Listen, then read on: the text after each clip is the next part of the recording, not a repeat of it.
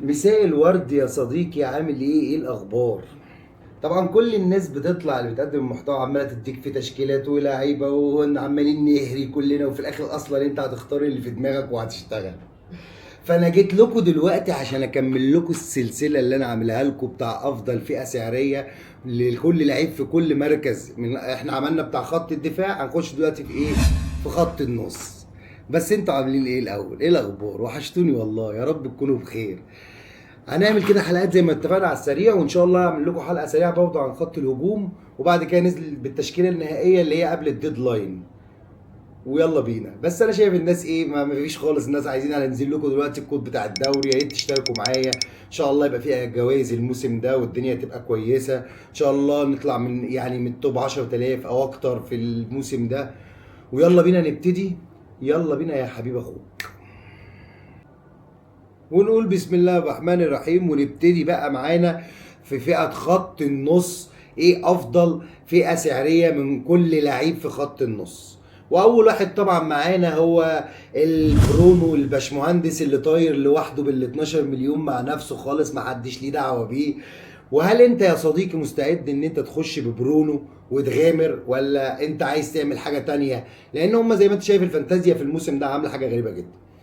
عامله ايه؟ جايبه لك في كل مركز في الملعب حاطين لك لعيب تعجيزي. احنا هنعجزك. عليك شوفه حاجه. في الدفاع حاطط لك جابرييل ب 8 مليون عشان لو جبته تتعجز في الباقي. في النص حاطط لك برونو عشان تخلص. في الهجوم حاطط لك هالاند.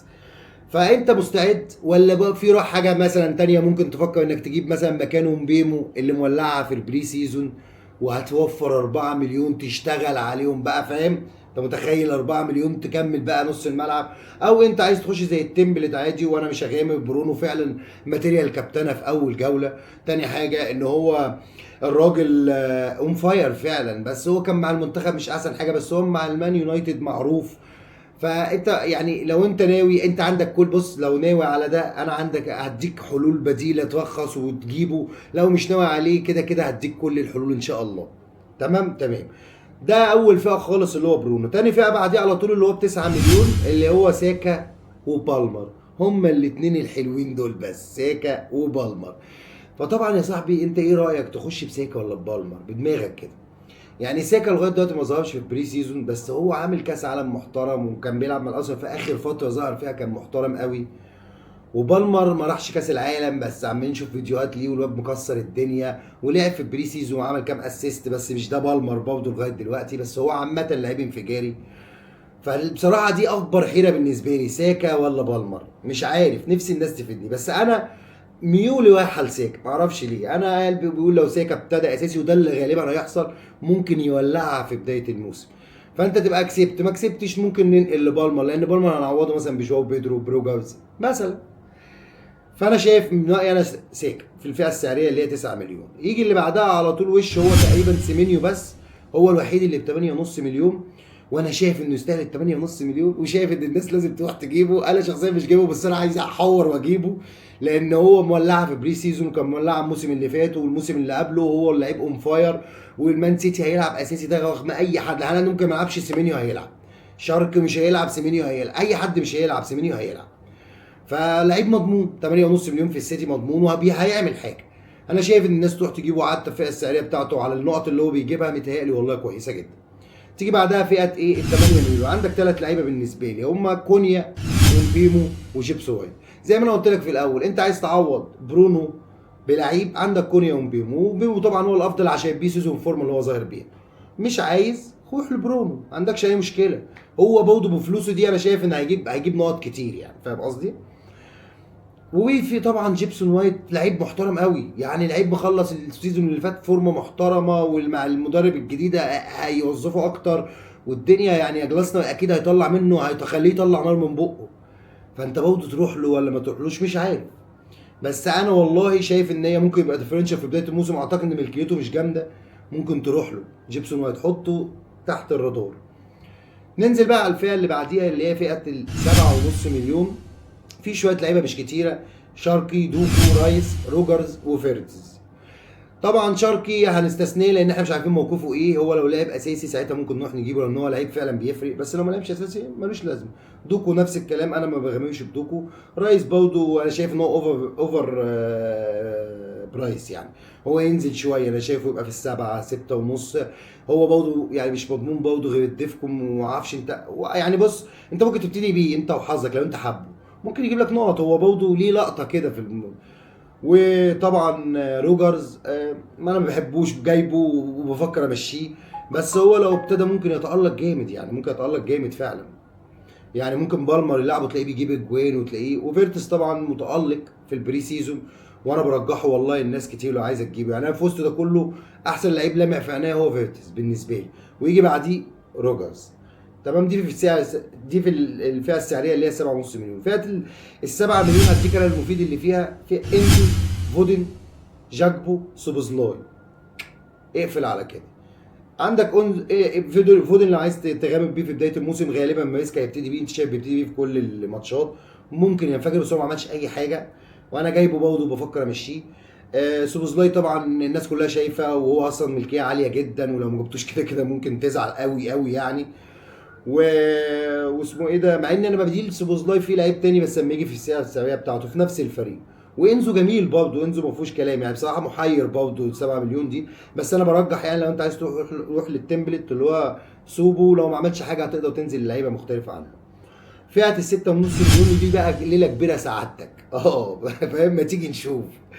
عندك ما شاء الله. بص بقى، عندك اندرسون اللي راح المان سيتي، طبعا ده لعيب مهم جدا. عندك ديسبري هول مهم جدا. ستيفاو ايزي ممكن يريح. بيدرو نيتو، دانجو وطارا، هاري ويلسون، الناس اللي انا بكلمهم في لعيبه، هاري ويلسون وتوليزي اللي انا عمال انزل بوستات عليه على الفيسبوك. بجد اللعيب ده خارق. هي محيره قوي، بس انا شايف لو انت ممكن تختار اتنين منهم، انا شايف مثلا واحد زي اندرسون وواحد زي توليزي ده لو لعبوا يعني، لا اندرسون هيلعب، بس لو توليزي ده ضمن مكانه واحتمال يلعب كبير لو ما تعاقدوش مع صفقه تانية.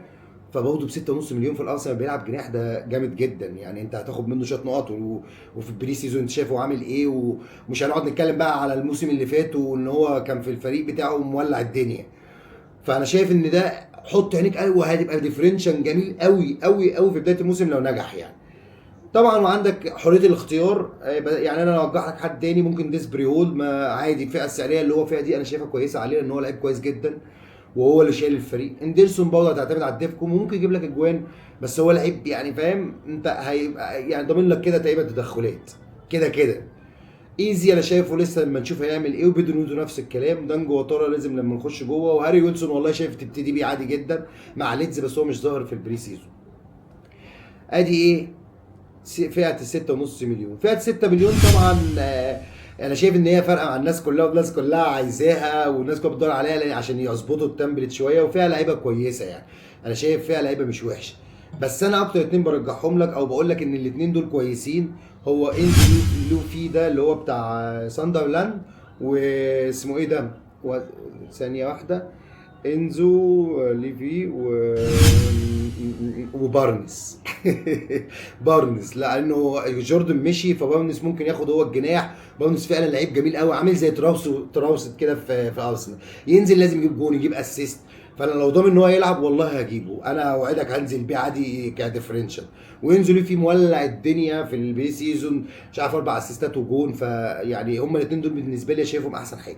طبعا لو عايز تغامر فيه كولايفرت لو لعب بيقع معاه ضربات الجزاء. في مانزيمبي اللي هو راح استون فيلا، لعيب كان حلو قوي في كاس العالم وانا نفسي اشوفه مع استون فيلا.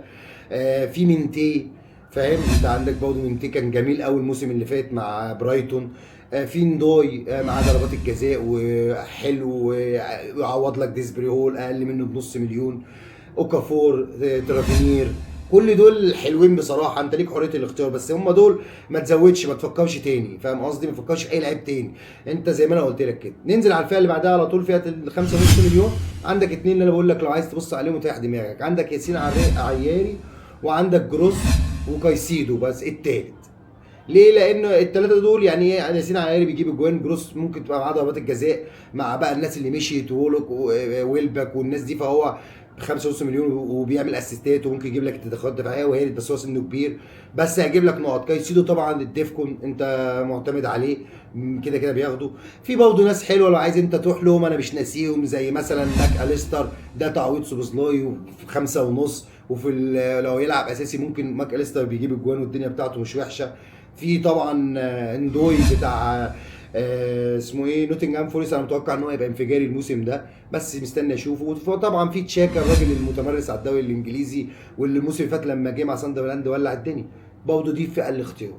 بس فئه ال5 مليون انا مش شايف حد بيلمع فيها في عينيا غير جوميز بتاع برايتون، اللي هو اتصاب الموسم اللي فات ده. لو هو رجع ولعب في البري سيزون، لو كمل وعامل تقريبا اسيست او جاب جون، الواد ده صفقه وهتبقى ب5 مليون. ده بقى اللي هو اللعيب اللي الفئه السعريه فعلا بتاعته مش مناسبه، يعني ده ممكن يوصل لرقم حلو قوي لعيب اساسي. وطبعا ممكن رمزي، عشان رمزي برضه لو لعب اساسي في نيوكاسل هيفرق جدا.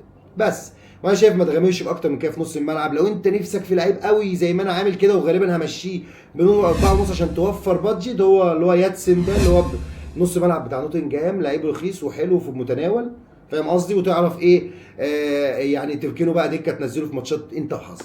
وهي دي حلقه نص الملعب يا حبايب قلبي، وان شاء الله هنزل لكم بحلقه الحلقه بتاع الهجوم في السريع برضه. ويا رب تكونوا استفدتوا وتعجبكم الحلقه، وتدعموني بلايك وسبسكرايب، واتمنى الناس تخش معايا في الدوري. انا مش شايف ارقام كده، معرفش ايه الكسل ده، الناس تخش كده وتلعب ونتحرك.